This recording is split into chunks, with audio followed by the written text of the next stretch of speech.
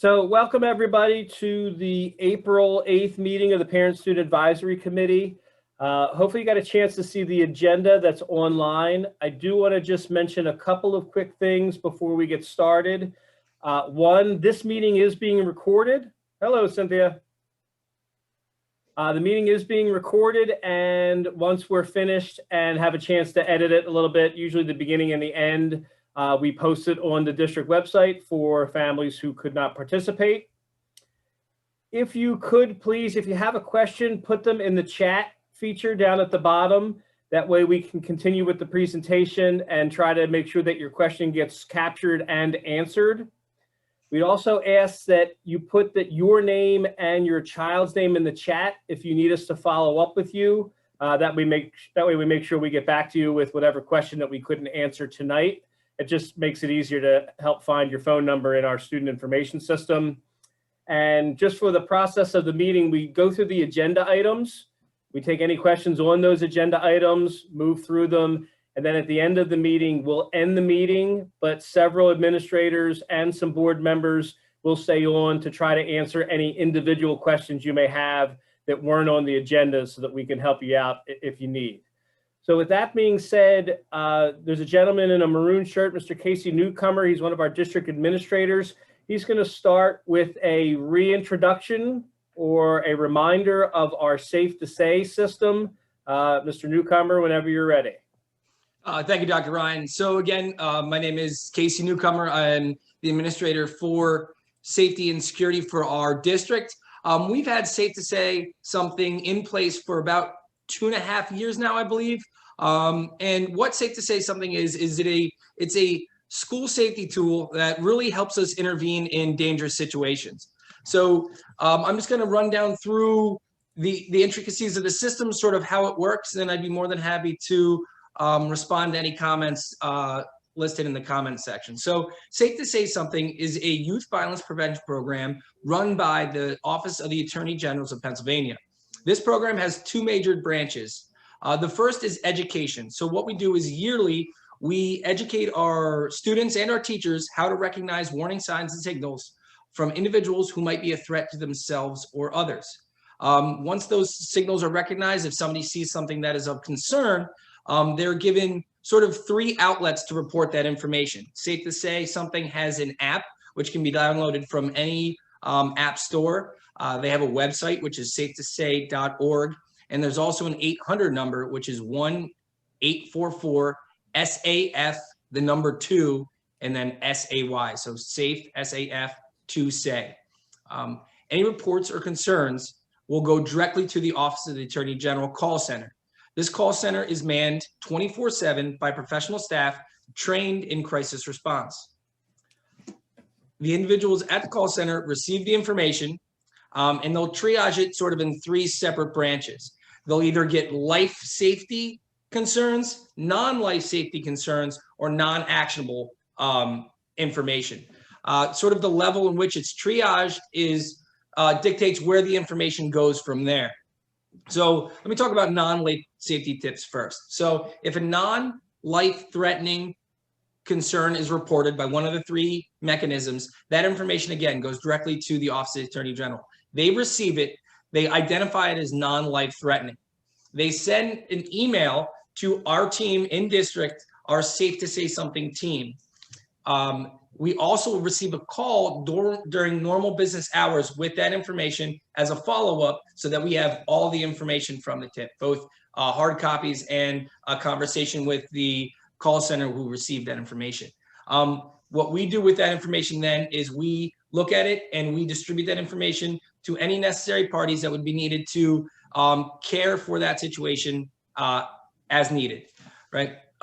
The safety tips work a little different. So if a life-threatening situation occurs, the Office of the Attorney General takes that information and immediately feeds it to the 911 dispatch center, and 911 dispatch will send out emergency response as needed. Simultaneously, we also get a call letting us know what units are being dispatched and if they need any support. Often we'll support 911 dispatch with names, phone numbers, addresses, things like that, things that they need to respond to that emergency. And then the third category is obviously non-actionable tips. Sometimes they'll get information, they're really not sure what to do with it. It's not enough. So they will take it, they'll list it as non-actionable, but they'll send it to us, our Safe to Say team, regardless. Once the information is in-house, we handle it accordingly. We use all the resources that we have available to us to take that information and care for any student that might need it as dictated by that given situation. That's really how it works top to bottom. Like I said, we have had this program in place for, I think, over 2.5 years now.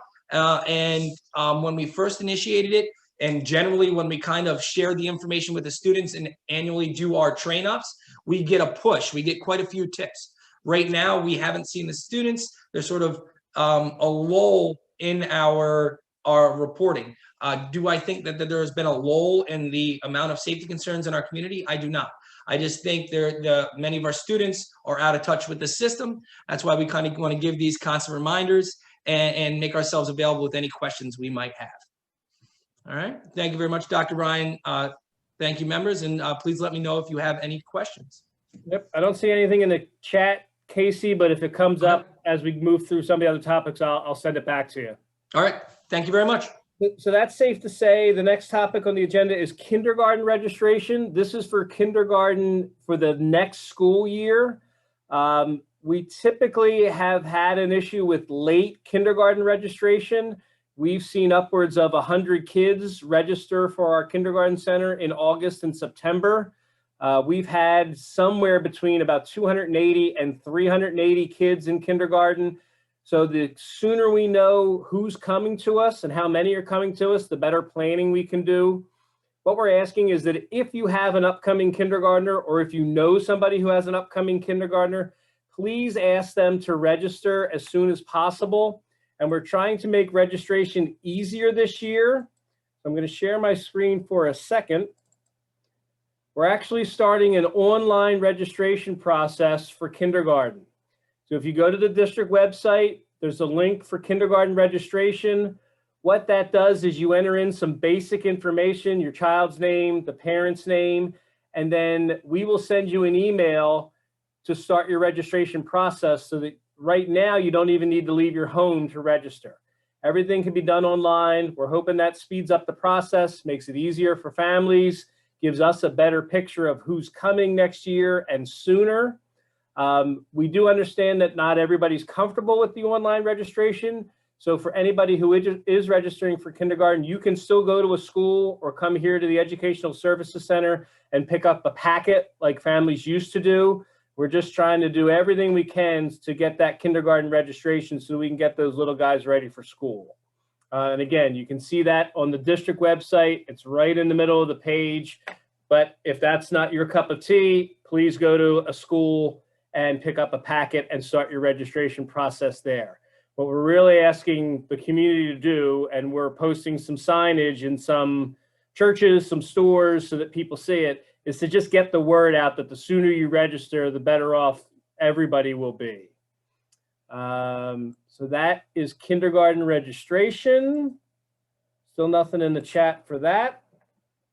Testing update for parents who got the phone call or phone calls. We sent out a survey asking which families are willing to send their children in to be tested from a state assessment. Could be, I'll go over which test in a second. So far, as of this morning, we've got about 400 3rd through 8th graders who have indicated they're coming back for testing. That's across schools. We've got about 137 8th through 12th graders who are coming in to take the Keystone, and then some various kids who want to come in to take access testing, PASA testing, or the AP exams for advanced placement. Just so you have an understanding, we're starting off with our access testing, which is for English language learners. That's right now, we believe about 50 kids will be coming in, and they'll be in starting next week and going through almost the end of April to get their tests done. After that, we're going to bring in, again, about 50 special needs students for the PASA testing. That will go from late April to the first week of May. Then we ramp up for our largest group, which is PSSA, grades 3 through 8. We're going to try to get that accomplished from early May to May 21st. So that we think we need about 3 weeks for the number of kids we're going to have in. And then Keystone for the high school classes and some 8th graders will be the end of May. And the AP exams, we don't get to set the schedule. The College Board does. So depending on what subject a student may be taking and whether they're taking the test at Academy Park or at home, that determines which day they come in to test. So we're getting ready for the number of kids who are coming in. The survey closes tomorrow. If they haven't notified us that they're coming in by that point, they're going to have to reach out to their teacher or building principal to get on the list so that we can expect them. And all of our safety protocols and health and safety plan are being updated so that they're ready to go once the first kid steps in the building. So that's the testing update. I'm going to take a second to check the chat. Still nothing. Summer school update is around the same thing. We got board approval for summer school. We had a meeting today to plan that out. Just for background knowledge, we have a number of summer school programs. We have a pre-K to 8th grade program that's funded by Title I and 21st Century. They're both paid for by grants. We have what's called an ESY program, which stands for Extended School Year and is geared to special needs students. And we have a high school program. It actually runs from 7th to 12th grade, which is a credit recovery program, sort of what everybody was used to growing up. You fail a class during the school year, you get an opportunity to make it up during the summer. So those 3 programs are all slated to run this summer. We're going to divide each program in half based on parent request. Each parent will have the choice of an in-person program, so they can send their child back to school in the building to get their summer school programming, or they can keep their child home and participate in virtual or online learning. So once we get, we're asking for staff for those programs, and then we've already started identifying students, and we'll make notification depending on the program between late April and late May, and give parents that option for which version of the program they would like to keep, or I'm sorry, they would like to participate in. So that's the summer school update. There were 2 chat questions I'm going to go back to. Ms. Blake Lawrence, I opted out of sending my children back to school for the PSSA, so how will they be able to take it? Unfortunately, if you don't send your kids in, the state does not allow the test to be taken at home.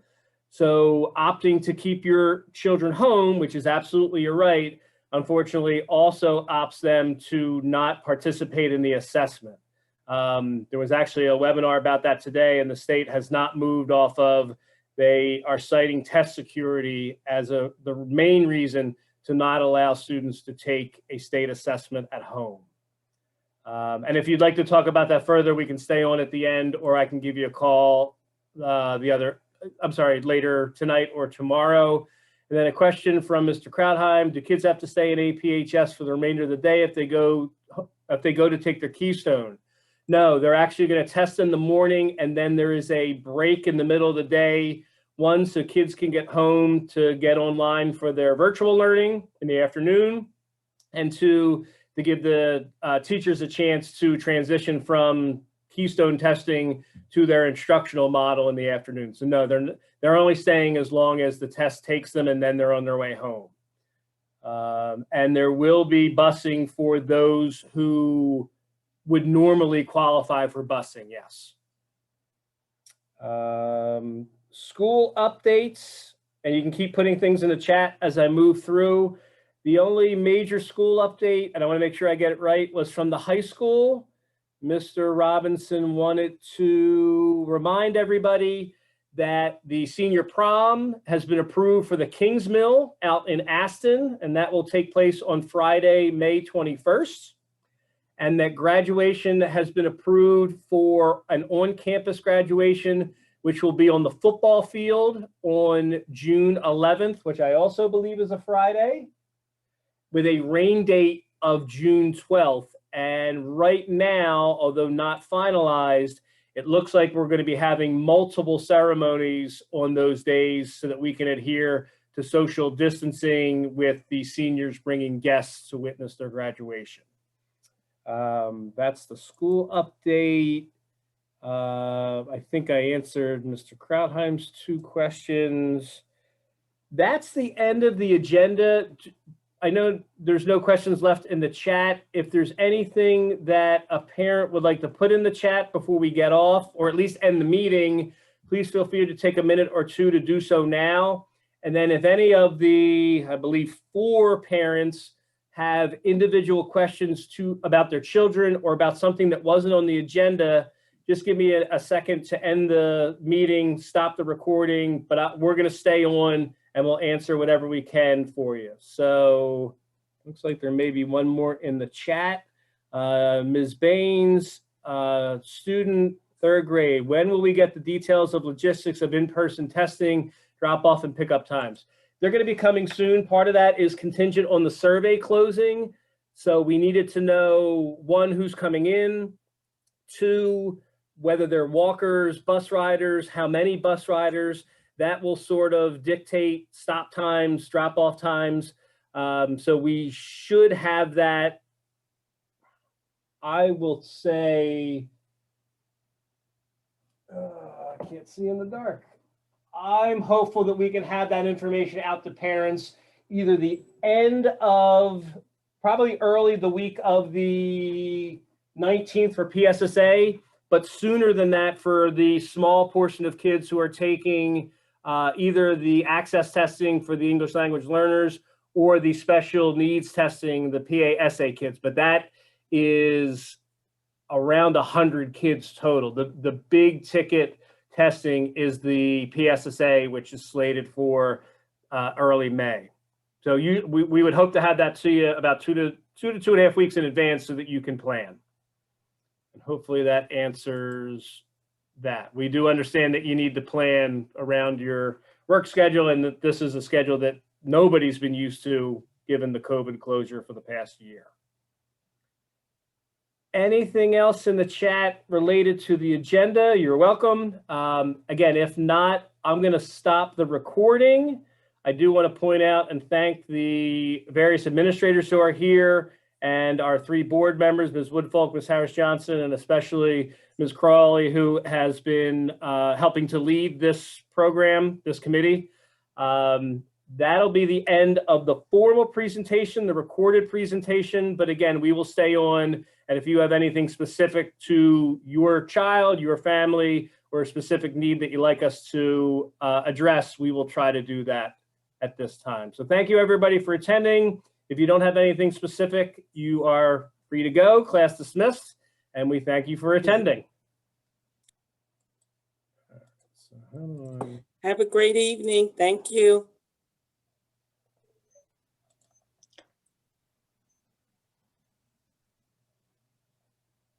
Craig, I thought I could hit recording and it would stop. Is there a way to stop the recording, or should we just let it go?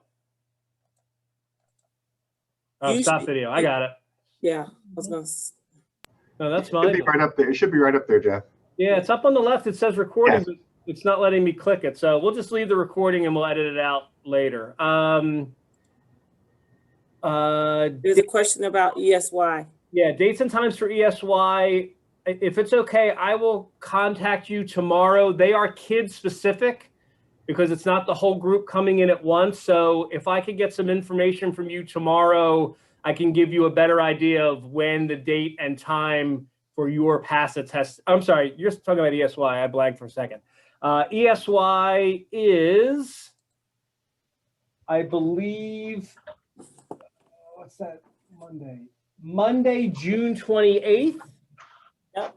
To Thursday, July 29th, I think is the Correct. Thursday. The times are typically 8:30 or 9-ish to about noon. Bus pickup times, again, depends on whether your child's a bus rider, how many other kids in the neighborhood are also taking the bus. But for now, you're safe with a Monday, the 28th of June to Thursday, the 29th of July for an ESY morning program. So hopefully that helps. Will teachers inform students which Keystones they need to take and the days they need to attend? Yes, they will. So it's really dependent on what classes they're enrolled in. Some kids were exempted last year by state exemption that the board approved. And we will have date specific, like we give the algebra test on one day, we give the lit test on one day, we give the bio test on one day. So yes, the kids will be informed what day, what time, bus stops, bus times that they have to attend for Keystones. But again, that's not slated till about a month and a half from now, but they will be told. Anything else for the group? We're down to 2 community members, parents. All right, and I didn't hear, will my children be penalized because they're not taking the test? No, there's no penalty for not taking the test. The only thing they won't have is a score data because they didn't take it, but there's no penalty to your children now. And then if that's it, Ms. Blake Lawrence, I'm going to make a note to give you a call tomorrow if you still have a question, or are you okay?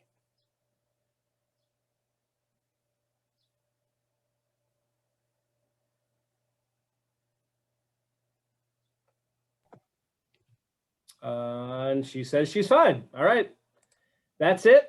Thank you, everybody. I'm going to end the recording. I'm going to end the meeting. And I thank everybody for their participation. Have a good night. Thank you all. Have a good night. Thanks, everyone.